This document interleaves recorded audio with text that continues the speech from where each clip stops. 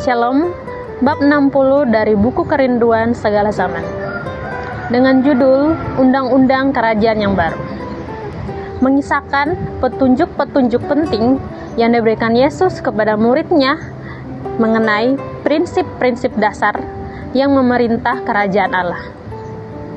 Berlokasi di daerah Perea sebelum perjalanan menuju Yerusalem. Bab ini membandingkan hukum dunia yang didasari oleh kekuasaan dan dominasi dengan undang-undang surga yang didasari oleh pengorbanan dan pelayanan. Berikut adalah ringkasan poin-poin penting dari bab ini. Yang pertama, permintaan ibu dan anak-anak Zebedeus.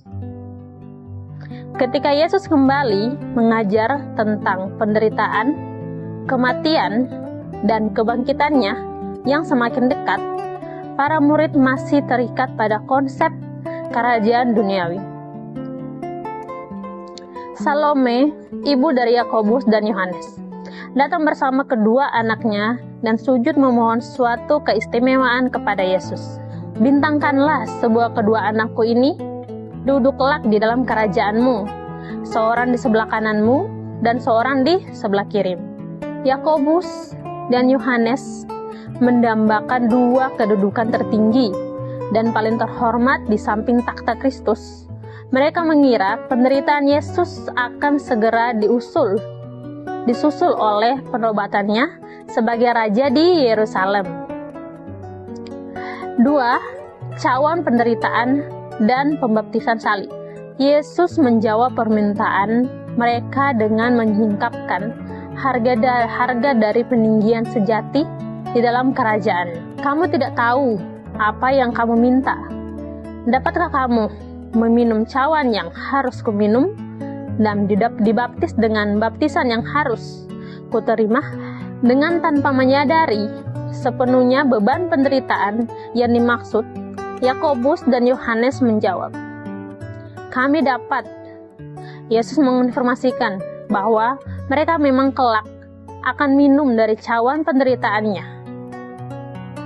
Yakobus menjadi rasul pertama yang mati syahid, dan Yohanes mengalami penganiayaan serta pembuangan di Pulau Patmos. Namun, Yesus menegaskan bahwa kedudukan di sebelah kanan atau di sebelah kirinya bukanlah hasil dari favoritisme, melainkan diberikan kepada mereka yang telah siap melalui proses penyangkalan diri dan pembentukan karakter. Poin yang ketiga, kemarahan murid-murid lain dan teguran Yesus Kristus. Mendengar permintaan Yakobus dan Yohanes, 10 murid lainnya menjadi sangat marah dan cemburu. Mereka merasa kedua saudara ini mencoba mendahului dan mengambil keuntungan atas mereka. Perselisihan internal ini mengancam kesatuan para rasul.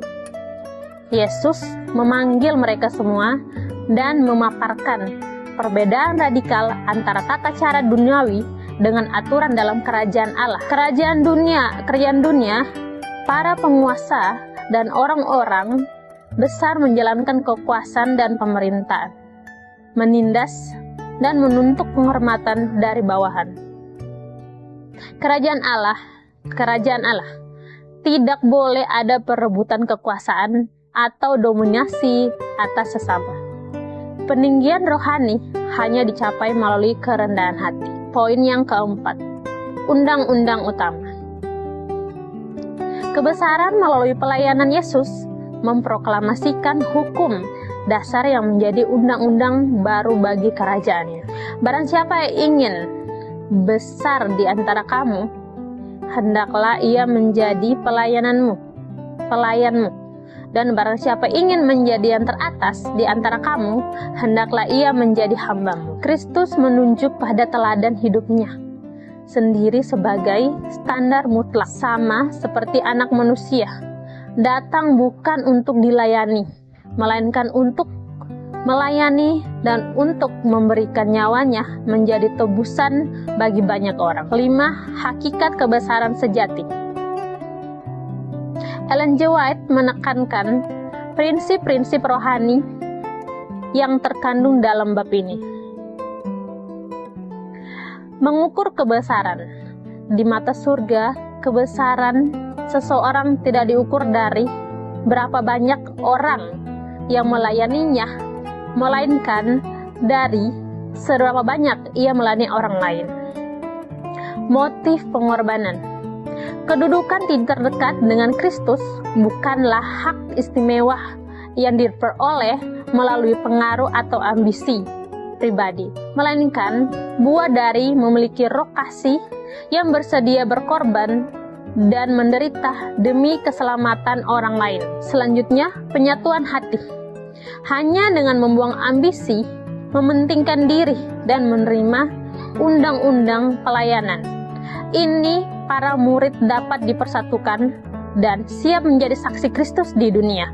Inti dari pesan dari bab ini ialah, bab ini mengajarkan bahwa undang-undang kerajaan Allah bertolak belakang dengan prinsip-prinsip dunia.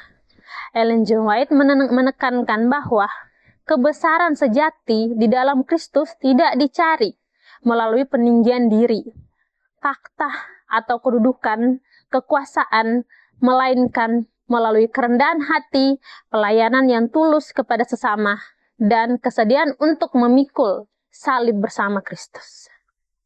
Tuhan Yesus memberkati.